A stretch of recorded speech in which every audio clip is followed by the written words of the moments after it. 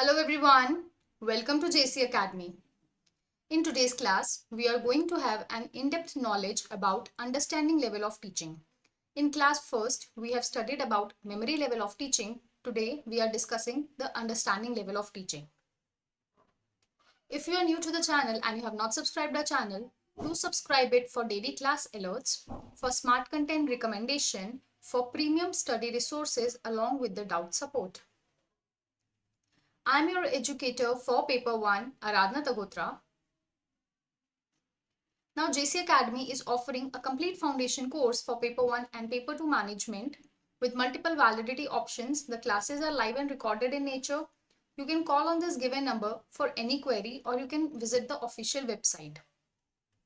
Also, complete foundation course for paper 2 is available with multiple validity options. For any query, you can call on the given number. The classes are live and recorded in nature, available in English and bilingual language. Also, foundation course for paper 1 is available with multiple validity. The classes are recorded and bilingual in language. For any query, you can call on the number or you can visit the website. Also, scholarship offer on UGC Net Paper 1 course is going on. If you use the code GIFT50, you will have a flat 50% off on all UGC Net Paper 1 courses. Now, starting with the class, the understanding level of teaching is supported by Morrison. The memory level was supported by Herbert. The understanding level is supported by Morrison. The understanding level of teaching is that which requires the involvement of learners' thoughtful behavior at a moderator level. I have told you earlier that we have 3 levels of teaching.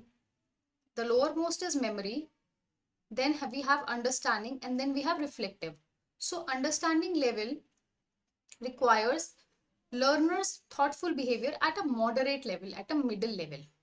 So the learner's thought processes and cognitive abilities, that is, the ability to reason and to think, the power to imagine, analyze and synthesize, compare and apply, generalize and to draw inference, they are used in a reasonable amount. Now, characteristics, it helps the learners in generalizing the rules and principles from the acquired facts or information. Now, we have acquired the facts and information from the memory level.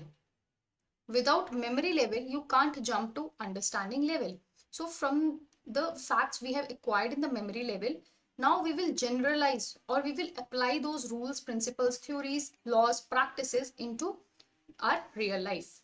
It helps the learners in identifying the relationship between the facts and principles generalized from the acquired facts. So you establish relationship between two things, between three things. It helps the learners to make the use of generalized rules and principles as a tool to acquire new knowledge. When you apply certain topics or when you apply certain laws or theories into real life situation or in solving a problem, obviously you acquire new knowledge as well. It helps the learners in applying that rules and knowledge in practical solutions in solving your day-to-day problems. So you apply that knowledge into your everyday problems. If we talk about psychological theories, so first we have Herbertian theory of a perception.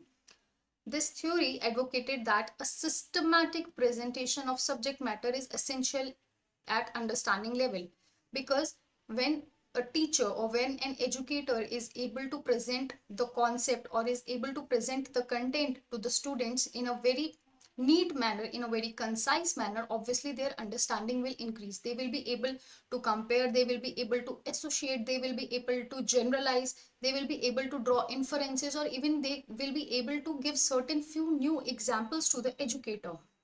So the first step is preparation step. So as an educator, I have to know what my learner's previous knowledge was, and based on that I will be exploring and I will be reading the material, or I will be delivering my content as per their previous knowledge.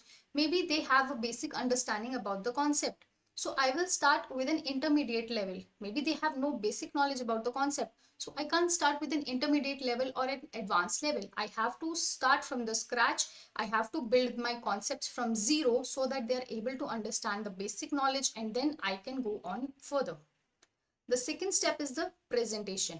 Now, after preparing my content, after having knowledge about my learner's ability, about my learner's previous knowledge, I will be presenting my content. So it should be systematic in nature.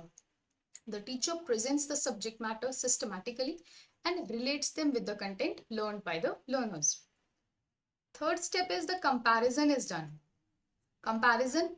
So the learners are supposed to identify the similarity and differences in the presented subject matter. So what I have taught you in today's class and what you know, what is your previous knowledge, you are going to compare that. The fourth step is generalization. The third step was comparison. The fourth step is generalization. So learners make generalizations of the content in the form of facts, rules, and principles. The fifth step is application. So the facts, rules, and principles are now applied by the learners in real life or practical situations. So these are the 5 steps in Herbertian theory of apperception. Then we have theory of insight, also called Gestalt field theory. So it states that insight occurs in learning only when learners recognize the relationships that can help in solving problems. When you relate your concept with your real life situation, you are able to understand it in a better situation or in a better way. You have an in-depth knowledge, you have a clear idea. Rote memorization is okay, it is just to acquire facts. But if you want to have an in-depth knowledge about any topic, so you have to know how to establish the relationship. So it involves the perception of a situation as a whole, identifying that relationship, and developing that generalized insight. So as a result, learners can solve their real life problems. Now we have 3 basic objectives. The first is knowledge objective, which is to acquire the factual information. Then we have understanding objectives. Understanding, to establish the relationship between the facts. If we are retaining or if we are just acquiring the facts, we have to have a relationship between them. To comprehend the meaning, what those facts actually mean, we need to comprehend the meaning.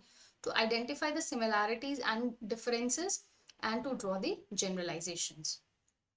Then we have application objectives, to apply those principles for learning new facts and to apply those principles in solving practical problems or real life situations.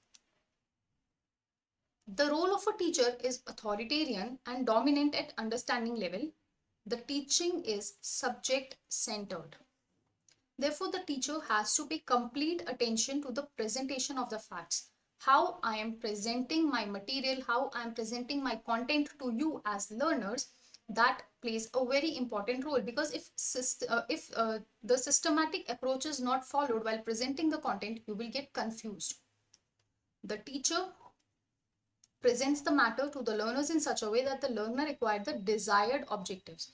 If I have an objective that at the end of the class you should be able to apply that particular XYZ topic in a real life situation. So whether I have achieved that objective or not will only be, or it will only leverage, or it will only maximize when I will be presenting all my content in a systematic manner. The teacher instructs the learners to gain full mastery over the subject matter.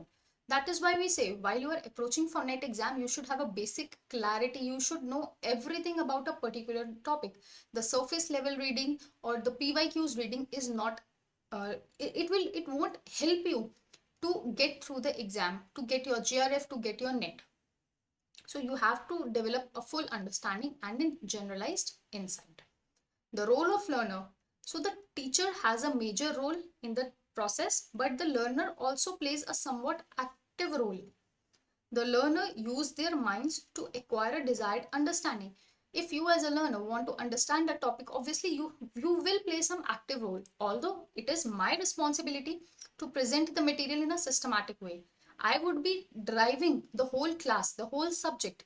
But you as a learner will be having somewhat, to some extent, you will also be having an active role.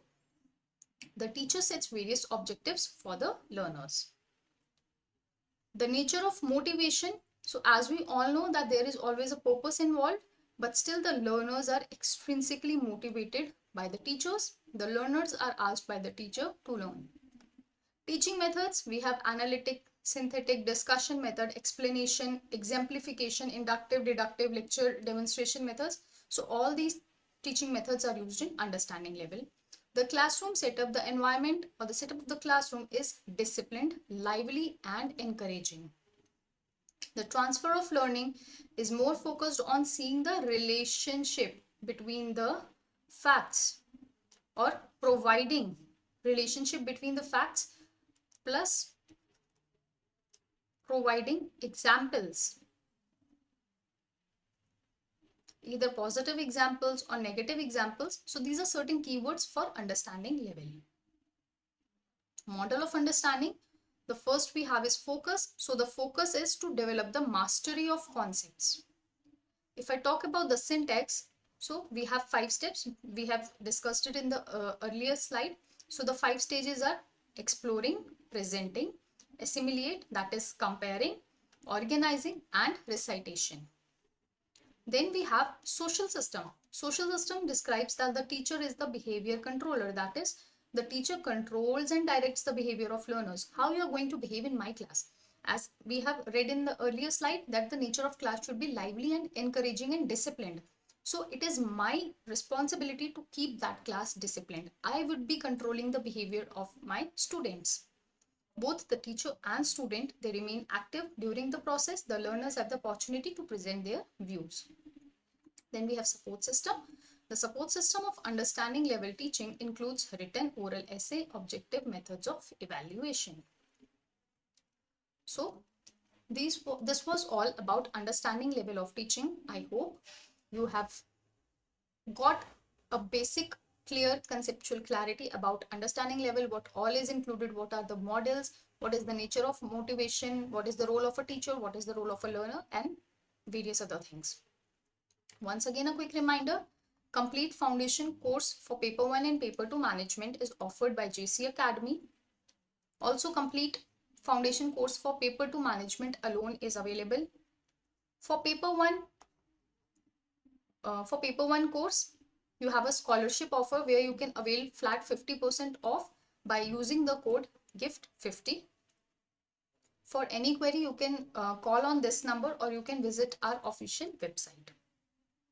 And these are the social media handles of JC Academy. If you have not connected to them, so please connect to keep yourself updated. And this is our paper 1 telegram group. If you have not joined it, do join it as soon as possible. And that is all for today. Thank you so very much. See you soon in next class. Bye-bye and take care.